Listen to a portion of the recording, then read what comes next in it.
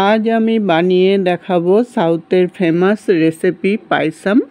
এই রেসিপিটা আজকাল ইন্টারনেটে কিন্তু খুবই ভাইরাল হচ্ছে। এটা একটা ডেজার্ট রেসিপি যদিও, কিন্তু সুগার ফ্রি বলতে পারেন। এটা খুবই ইজি এবং হেলদি রেসিপি, তাই আপনারা কিন্তু সবাই একবার হলেও বানিয়ে ট্রাই করে দেখবেন। খেতে কিন্তু খুবই ভালো লাগে। রেসিপিটা বানানোর জন্য এক বাটি কাঁচা মুগ ডাল নিয়েছি।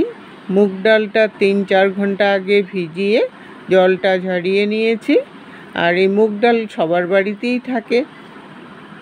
আর লাগবে এক বাটি সাবুটাও 3-4 ঘন্টা আগে ভিজিয়ে তারপর জলটা ঝরিয়ে নিয়েছি। সাবুও কিন্তু সবার বাড়িতে থাকে। এই দুটো উপকরণ দিয়েই আজ আমি রেসিপিটাকে বানাবো। কিভাবে বানাবো ভিডিওটা স্কিপ না করে আপনারা দেখতে থাকুন।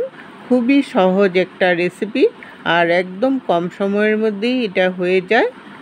কুকার বসিয়ে মুগ ডালটা দিয়ে দিলাম। আমি কুকারে বানাচ্ছি, তাড়াতাড়িও হয়ে যাবে।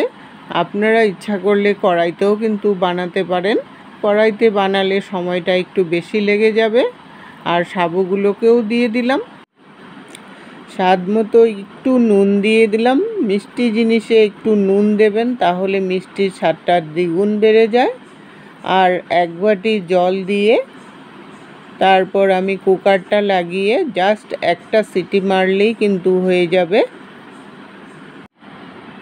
সিটিটা যখন মারলো তখন গ্যাসটা অফ করে ভেপার না যাওয়া পর্যন্ত ওয়েট করতে হবে। ভেপার যখন চলে গেল তখন কড়াই বসিয়ে 1 চামচ ঘি দিয়ে দিলাম। বাড়িতে কোনো গেস্ট আসলে সাবু আর ডালটা যদি আগের থেকে ভেজানো থাকে তাহলে রেসিপিটা হতে কিন্তু খুব একটা সময় লাগে না, ঝটপট করে বানিয়ে নিতে পারেন।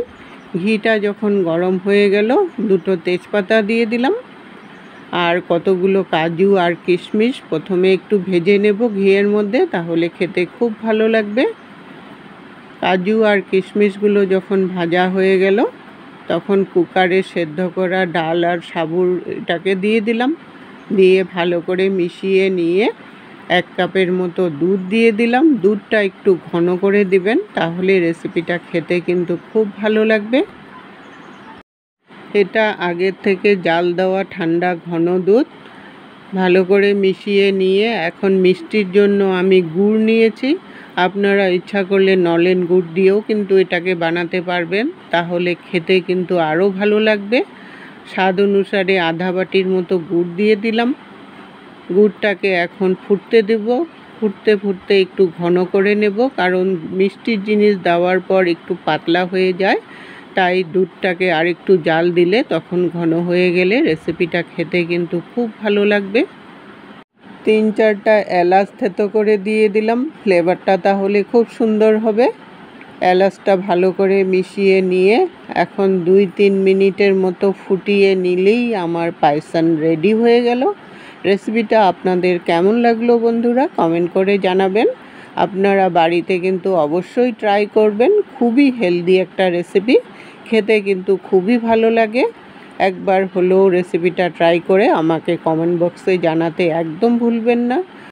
নামিয়ে একটু ঠান্ডা করে নিয়ে তারপর ওপর থেকে কতগুলো আমন্ডস কুচি করে দিয়ে দিলাম সাজিয়ে, তাহলে দেখতেও ভালো লাগবে আর কামড়ে পড়লে খেতেও খুব ভালো লাগবে।